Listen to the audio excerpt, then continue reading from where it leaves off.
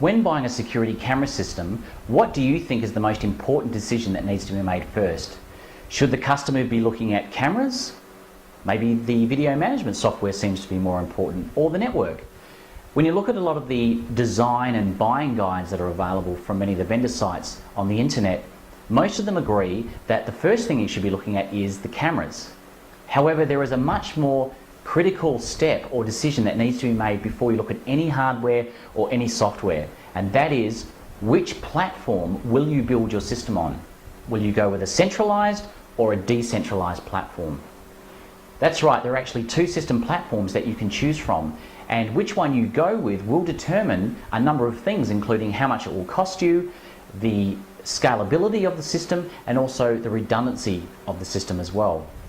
This video is designed to give a fair comparison between these two system platforms so that the buyer can make a much more informed decision. If you are currently in the market for an IP video surveillance system, you've probably compiled a shopping list for all the components you'll need. If so, does your shopping list look something like this? Or does it look like this? The list on the left contains the items you would typically need if you are buying a centralized video surveillance system. The list on the right is what you would need if you were buying a decentralized system. Surprised at the difference? Most people are, because most people don't actually realize that in fact there are two system platforms available, and which system you decide to go with will determine how much you'll spend up front and over the life of the system. So what's the difference between the two systems? The key difference is a decentralized surveillance system is comprised of IP cameras that have the following functionality. Video management software is installed in the camera. In-camera DVR storage. VoIP phone functionality, so the camera can send and receive phone calls to any kind of phone, whether it's a landline or mobile. And it's weatherproof out of the box, so it doesn't need an outdoor housing. With a centralized system, the IP cameras perform basic functions such as the video encoding, plus basic analytic and event triggering. All the video processing, alarm, event, and storage management, however, is handled by a central PC with a licensed video management software package installed. The hardware and software combine to form what is known as an NVR, or network video recorder. With the decentralized system, the cameras themselves are endowed with the NVR functionality. So the cameras perform the analytic and event triggering, plus the video processing, the alarm, event, and storage management. Because all the intelligence is in the camera, a central NVR is not required, and that means you don't have to pay for licensed video management software. The video management software in the camera performs all the necessary functions. A key advantage to this is that the camera can record usable video directly to any storage type, such as microSD in the camera, external hard disk drive, or network attached storage. Recording usable video means the video can be viewed locally or remotely, directly from the storage device itself.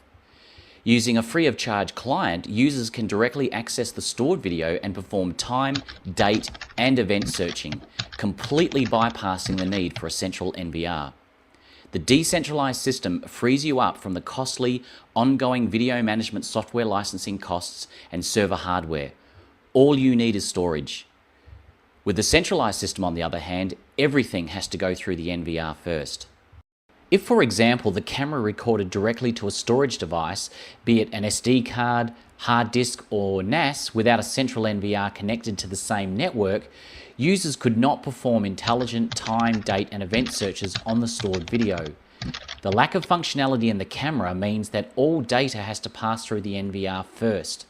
When it comes to recording to attached storage for the purposes of archiving, this can only occur once the NVR has finished the data processing.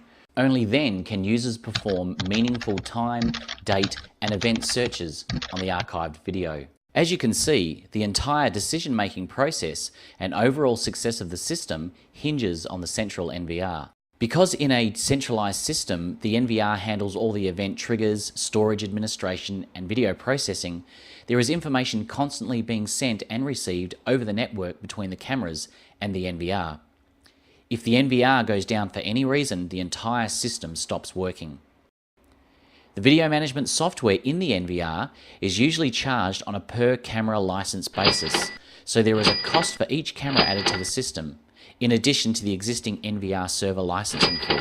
Some video management software manufacturers also charge a yearly maintenance fee in addition to the licensing costs to allow for software upgrades. Thus, the software licensing overheads are continuous on a centralized system. With the decentralized system, there are no video management software licensing costs, as this is already installed in the cameras. Like individual DVRs on the network, each camera operates independently, so there is no central point of failure. Each camera can record to its own individual storage device at the camera, be it internal SD card or external hard disk drive, or to a central storage unit such as NAS or a Windows or Linux-based PC. If one of the cameras loses connectivity or there is a storage device failure, the camera will continue to buffer the video internally until reconnection is made. Additionally, the other cameras are instantly made aware of this and can be programmed to perform notification based on predetermined parameters by sending an email, SMS, or making a phone call that contains a pre-recorded detailed message relating to the incident and a suggested course of action to take. Once you understand the key differences between the centralized and decentralized systems, you're ready to start looking at products. Make sure you don't get hung up over camera pricing. This is a common buying mistake. While cameras in a centralized system, for example, may cost less, they always require a lot more investment in both hardware and software. Once you have factored in comparative total system costings between the two system platforms, you are well on your way to making a more informed buying decision. Thanks for watching. To stay informed as new videos are released, subscribe to the IP Academy channel.